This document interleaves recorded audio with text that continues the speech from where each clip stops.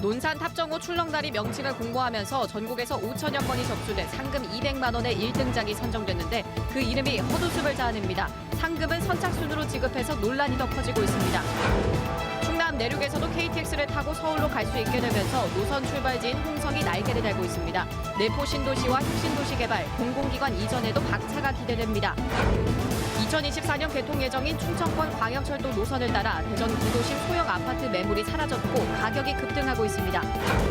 대전, 세종, 충남북 공공기관 51곳에서 지역대학 졸업생 등 의무 채용이 시작된 가운데 대상 업체들이 채용 효과가 크다며 당초 목표치보다 더 뽑겠다고 밝히고 있습니다.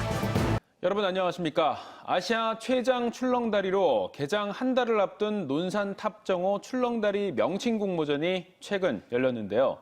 그런데 예상을 뛰어넘는 참여를 보인 이번 공모전 결과가 발표되자 시민들의 뜨거웠던 관심이 분노로 바뀌었습니다. 선착순이 된 상금 지급, 도대체 어떻게 된 일인지 김철진 기자가 취재했습니다. 지역 대표 관광명소로 떠오른 논산시 탑정호 출렁다리가 한 달간의 명칭 공모전 끝에 지난 금요일 결과를 발표했습니다. 예상보다 많은 5천여 건의 응모가 쏟아져 결과도 예정보다 일주일 넘겨 발표했는데 고심 끝에 선정된 당선작은 논산 탑정호 출렁다리. 가장 무난하기 때문이란 9글자 추천 사유로 접수된 해당 명칭은 기존에 불리던 이름과 다르지 않습니다.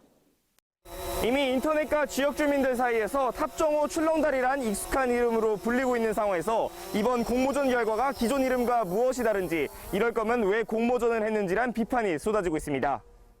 1등과 3등에 뽑힌 논산 탑정호 출렁다리와 탑정호 출렁다리의 경우 각각 34건과 62건이 접수됐는데 선착순에 따라 접수 시작 43초와 2초 만에 신청한 이들이 선정돼 각각 200만 원과 50만 원의 상금이 수여될 전망입니다. 논산시 홈페이지와 지역 커뮤니티에는 말만 공모전이지 답은 정해졌고 사실상 선착순 아니냐는 볼멘 소리도 터져나옵니다. 논산시는 사전에 결과를 정하진 않았으며 외부 그룹이 참여한 선정위원회를 통해 창의성 외에도 대중성과 계속성 등 다양한 요소를 두루 살폈다고 밝혔습니다. 논산 탑정호라는 명칭이 논산 시민한테는 누구나 다 알고 계시지만은 서울이나 수도권 쪽에서는 사실 잘 지명을 잘 몰라요. 그래서 그분들한테 직관적으로 다가갈 수 있게끔. 비슷한 사례로 서울 용산공원도 공모전을 열었지만 당선작을 용산공원으로 정해 전 국민의 헛웃음을 사게 했고 다만 상금은 수여하지 않았습니다. 하지만 상금을 주겠다며 선착순으로 전락해버린 논산 탑정호 출렁다리는 결국 답은 정해진 전시행정에 혈세만 낭비했다는 비판이 쏟아집니다. TJB 김철진입니다. 논산 육군훈련소가 코로나19 예방을 위해 화장실 이용 시간까지 제한하는 등 과도한 방역 지침을 내세우면서 훈련병들의 인권을 침해했다는 주장이 나왔습니다. 군인권센터는 훈련소가 예방적 격리 조치를 하면서 훈련병들에게 3일간 양치와 세면을 금지하고 샤워는 입수한 뒤 8일에서 10일 뒤에 가능하다고 밝혔습니다. 특히 화장실을 통제된 시간에만 다녀오게 해 고통을 호소하는 훈련병이 많다는 제보가 접수됐다며 육군이 최소한 기본적인 청결을 유지한 상태에서 훈련병들이 생활할 수 있도록 새 지침을 강구하라고 촉구했습니다. 대전과 세종, 충남에서 코로나19 확진자가 모두 14명 추가됐습니다. 대전에서는 40대 경찰관이 확진돼 동료 경찰관 등 17명을 밀접 접촉자로 분류해 검사를 진행하고 있고 유성구와 서구 등에서도 3명이 추가로 확진됐습니다. 충남에서도 기존 확진자의 접촉자인 부여 80대와 아산 10대 등 모두 10명이 확진 판정을 받았습니다. 세종에서는 안동 확진자와 접촉한 10대 대학생이 자가격리 중 확진됐습니다. 제4차 국가철도망 계획에 따라 이제 충남 내륙에서도 KTX를 타고 서울 가는 길이 열리게 됐습니다. 서해선 복선전철이 경부선과 직접 연결되기 때문인데 노선이 출발하는 홍성군이 최대 수혜자로 떠오르고 있습니다. 하지만 사업 시기가 관건입니다. 강지런 기자가 취재했습니다. 제4차 국가철도망 계획에 따라 서울과 직접 연결이 유력해진 서해선 복선전철. 노선의 시작은 홍성역입니다. 시속 300km KTX 산천이나 260km KTX 이음이 투입되는데 위로는 화성, 평택을 거쳐 서울까지 45분 만에 주파하고 아래로는 장항선 복선화를 전제로 익산을 거쳐 목포, 여수 등 호남으로 갈 수 있습니다. 100km 저속철만 다녔던 홍성군이 중부권 고속철도망의 핵심으로 등장하는 겁니다. 홍성군은 당장 역세권 개발부터 들고 나왔습니다. 고속철이 본 궤도에 오르면 일일 이용자가 17,000여 명에 달할 걸로 보고 역세권 15만 제곱미터의 주거와 상업, 업무지구 건설에 박차를 가하고 있습니다. 또 지지부진한 내포 신도시의 기업과 대학 유치전도 재점화 있고 관광 활성화를 통한 외부 인구 유입 효과도 챙길 계획입니다. 우리 홍성이 그야말로 내포를 중심으로 한 충남 도청 수부도시로서의 역할을 하는데 최선을 다하려고 생각을 하고 있습니다. 충남도 역시 서해선 서울 연결이 내포 혁신도시 공공기관 이전의 견인차가 될 걸로 보고 있습니다. 하지만 사업 시기를 조정하는 건 풀어야 할 과제가 되고 있습니다. 현재 추진 단계상 홍성역에서 경부선까지 직결은 2028년까지 예정돼 있지만 이 시기를 앞당겨야 한다는 얘기입니다. 서해선 복선전철은 당장 내년 개통하지만 초기 노선은 서울이 아닌 화성시가 종점입니다. 기존 노선의 경부선 연결은 6.7km. 이 짧은 구간 때문에 서울까지 직접 가는 걸 앞으로 7년 더 기다려야 합니다.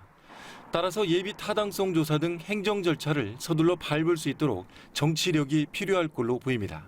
조금 땡겨야죠. 28년까지 있는다는 거는 지역 균형 발전은 전혀 생각하지 않고 단순히 철도만 하나 늦게라도 갖다 놓자 이런 개념으로는 저는 이 사업이 돼서는 안 된다. 농촌 소도시에서 중부권 교통 중심지로 부상할 호기를 맞은 홍성군. 어렵게 얻어낸 기회를 어떻게 현실화시켜 나갈지 주목됩니다. TJB 강진원입니다. 1년 전쯤 대전 도시철도 2호선 예정 노선을 따라서 묻지마식 갭 투자가 활발했었죠. 규제 이후 대전의 전반적인 아파트 거래는 관망세인데 이번엔 충청권 광역철도 역사 예정지 주변의 소형 아파트 단지의 분위기가 뜨겁습니다. 공시가 1억 원 미만에 대해선 1가구 2주택까지 취득세와 양도세가 기존 세율로 적용되기 때문입니다. 김건교 기자입니다. 2024년 개통 예정인 충청권 광역철도역이 들어서는 대전 중구의 한 아파트. 72제곱미터 규모 실거래가가 1억 4, 5천만 원 선으로 연초 대비 3천만 원가량 뛰었고 요즘엔 아예 매물마저 숨었습니다. 아예 물건이 없어요. 지금은 없어요. 어쩌다 하나씩 나와요. 하나씩 나오면 바로 손님 되는 거지. 어쩌다 하나씩 나와요. 인근 주공 아파트 역시 69제곱미터 규모 소형 아파트 가격이 연초 대비 4천만 원가량 올랐습니다. 대부분 전월세를 낀 외지인들의 갭 투자가 가격 상승을 부추겼습니다. 세종시에 있는 사람들이 많이 사러 왔어요. 갭 투자들이 사실 온 거고 진짜 안 오는 곳이고 이제 서민들 살기 딱 좋았는데 갭투들이 여기를 또 어떻게 딱 알고 왔더라고요. 광역철도 예정 역사가 인접해 있고 공시가 1억 원 미만의 소형 아파트라는 게 공통점입니다. 가치 상승 기대감이 있고 또 공시가 1억 원 미만은 1가구 2주택까지 취득 양도세가 중과되지 않고 기존 세율이 적용되기 때문에 이를 노린 갭2가 성행하는 겁니다. 취득세가 이제 2가구, 3가구 되면 8%씩 올라가잖아요. 그렇죠. 1억 미만 똑같아요. 기존 세율하고? 네. 첫째는 세율, 그리고 두 번째는 강력철도 보조권이에요. 이를 반영하듯 규제 이후 대전의 주택시장은 전반적인 거래 관망세 속에도 85제곱미터 이하 소형 아파트는 전체 거래량의 90%를 넘을 정도로 거래가 꾸준히 이뤄졌습니다. 올 들어 136제곱미터 이상 대형은 거래량이 전년 동기 대비 62.2%, 중형은 48.8% 급감한 반면 85제곱미터 이하 소형은 34.3% 감소에 그쳤습니다. 요즘에 금액이 작은 것들, 1억 미만짜리들은 없어서 못 팔아요. 근데 큰 평수들은 물건은 있는데 살 사람이 없는 거예요. 부동산 규제 세법을 비껴갈 수 있는 공시가 1억 원 미만의 소형 아파트를 대상으로 시세 차익을 노린 막바지 풍선 효과가 나타나고 있습니다. TJB 김건규입니다. 대전의 한 다가구 주택 건물주가 저렴한 보증금으로 세입자들을 유인한 뒤 보증금 10억여 원을 가로챘다는 주장이 나와 경찰이 수사에 나섰습니다. 20대 후반인 A씨는 2019년 4월 다가구 주택 건물주 B씨와 전세 보증금 1억 원에 계약했는데 당시 건물의 선순위 보증금은 6천만 원이라고 했지만 최근 해당 주택이 경매에 넘어가면서 선순위 보증금이 3억 5천만 원임을 알게 됐습니다. 이에 따라 A씨는 계약이 끝나도 보증금을 받지 못하게 됐는데 A씨와 비슷한 피해자는 10가구로 피해금만 12억 1천만 원에 달하는 걸로 알려졌습니다. 피해자는 주로 청년이나 예비 신혼부부 등 20, 30대로 건물주는 사기 혐의로 경찰에 고발됐습니다.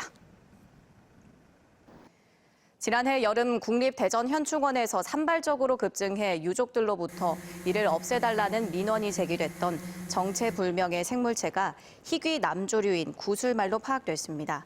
환경부 소속 국립생물자원관은 이 생물체가 국내에서 보기 힘든 구슬말이고 인체에 특별한 해가 없으며 오히려 시험 결과 뛰어난 항염과 항균 효과가 있는 것을 발견했습니다. 구슬말 추출물을 염증 세포에 처리했을 때 염증 지표 물질이 60% 이상 감소했고 여드름균이나 살모넬라균에 대한 항균 능력이 최소 65배 이상 강해졌습니다. 환경부는 정체불명의 물체에서 새로운 가치를 발견한 드문 사례라며 특허를 출원할 예정입니다. 혁신도시법 개정에 따라 지난해 6월부터 대전, 세종, 충남북에 있는 공공기관 51곳에서 지역인재 의무 채용이 시작되면서 충청권 청년들이 양질의 일자리를 얻게 됐는데요. 공공기관들은 의무적으로 뽑았지만 뽑고 나니 더 도움이 된다며 앞으로 채용을 확대하기로 했습니다. 장석영 기자입니다. 지난해 대전의 한 사립대를 졸업한 장효진 씨는 같은 해 11월 한국가스기술공사에 입사했습니다. 평소 공공기관에 대한 관심이 많았지만 그 벽이 높게만 느껴졌는데 지역 인재 채용이 처음 시행되자 자신감이 생기면서 착실히 준비한 결과입니다. 공기업 들어가는 게 하늘의 별 따기 아니겠습니까? 그런데 해당 퍼센테이지를 지역 인재로 채용한다라고 하면 사실 그 제도의 수혜자인 저 또한 그렇고 학생들에게 있어서는 정말 가뭄의 단비 같은 존재입니다. 혁신도시법 개정안이 시행되면서 지역인재 채용이 본격화됐습니다.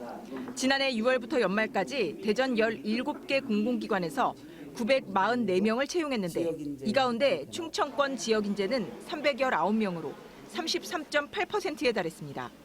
2024년까지 30%를 뽑지만 첫 해 목표는 18%였는데 그보다 훨씬 웃도는 수치입니다. 76명의 신입 가운데 25명을 지역에서 채용해 33%를 뽑은 수자원공사는 실질적으로 이 제도가 충청권 청년들뿐 아니라 기관에도 도움이 된다고 말합니다.